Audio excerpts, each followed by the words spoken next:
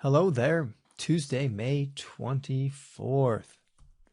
So I've changed my theme up a little bit to kind of brighten the mood.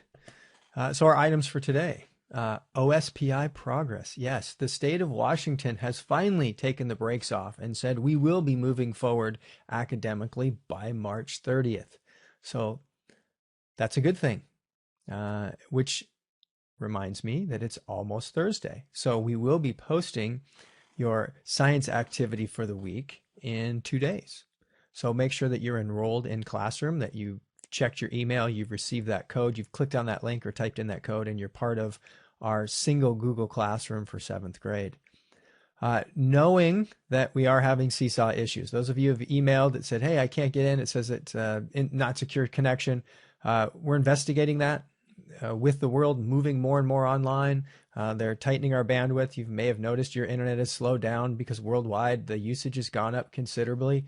So we'll find out, is it on their end? Is it on our end? Because sometimes kids can get in and sometimes they can't. So hang in there. Registration questions. I am receiving some questions, so I did want to pop over and take a look.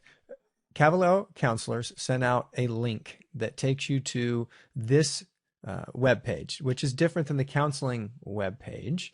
What it's done is it's just kind of simplified what you need to do in just a couple steps. So when you click on that link, and again, if you didn't get it or for some reason you can't find it, please let me know. I'll make sure you get it again. But really the registration is a two-step process. So in all this communication about changing dates and things going on, there's just, for most of you, two things that need to happen. The first one is to click on that Google form. And in the email, they mentioned Google Sheets. Where that came from is when you submit a Google form, it goes into a Google Sheet. So they're seeing your results on their sheets. You're not directly entering things into a Google Sheet. So this form is what it looks like. You may have done this already. If not, click on the link, fill in the form. This is where you also include your course choices, as you saw in the instructional video from 2 weeks ago when Caballero came. Okay, so just make sure that you put those in there. That way they can double check against the second step, which is going into Skyward, logging in, and adding your classes. And then once they're added, you just close that screen and you're done. The only other exception would be if you are doing leadership, they're converting the leadership application to an online form. So it's going to look a lot like this Google form, only be questions about leadership, and then you submit that. So at that point, you don't have to worry about the paper forms. If you submitted the paper forms, wonderful, they were glad to take them, but you don't have to come back later and do those. Now back to other items for the day, and that is email me any questions you have about anything. If I can't answer them, I will point you in the right direction.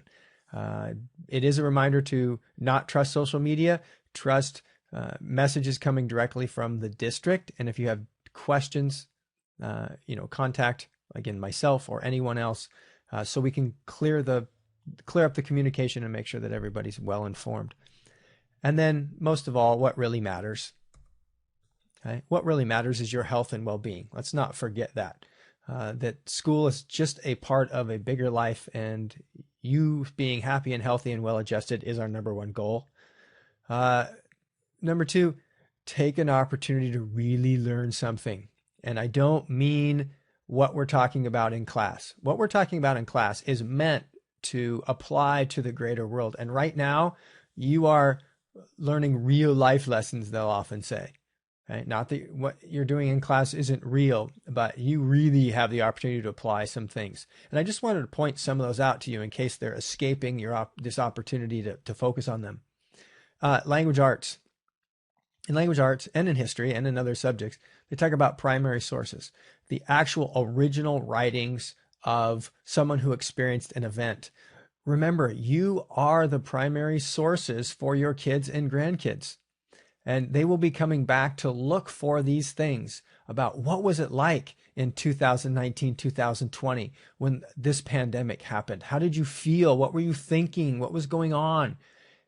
You should write, you should record, you should do video, you should create art, you should do anything you can that focuses on what's going on inside of your head right now, because it's the only way we'll know later on.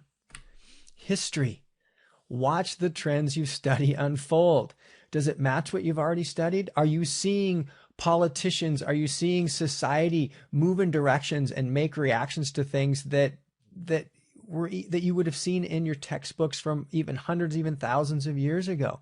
How are people, how is the government trying to communicate and sway people one way or another?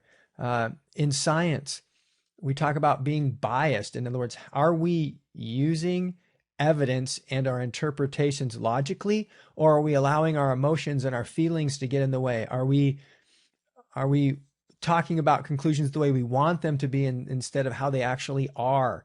You know, these things you really can pay attention to. And the math, do the statistics make sense? When they throw numbers around, take a moment to digest them, to actually calculate them on your own. You know, when we say this many cases versus this many cases, you'd be surprised how many times if you do the math yourself, they don't necessarily match what you're being told. And you might ask yourself why, especially when you see people report numbers that are percentages of percentages. They might say 10% of the people, and of that 10%, 25%. Well, what does that mean overall? Okay. You can be misled on purpose or on accident by people that aren't paying attention to what they should be paying attention to. So we encourage you to do that. It is an exciting time. It can be an anxious time, but I think you'll find that if you are armed with facts and armed with your skillful thinking, that knowing stuff will actually calm you down instead of create anxiety. So be smart, be healthy. Maybe wash your hands. I don't think you've heard that too many times. Stuff like that. But keep yourself engaged, keep yourself mentally happy, and I'll be glad to hear from you. And again, the theme is moving forward. So have a great day.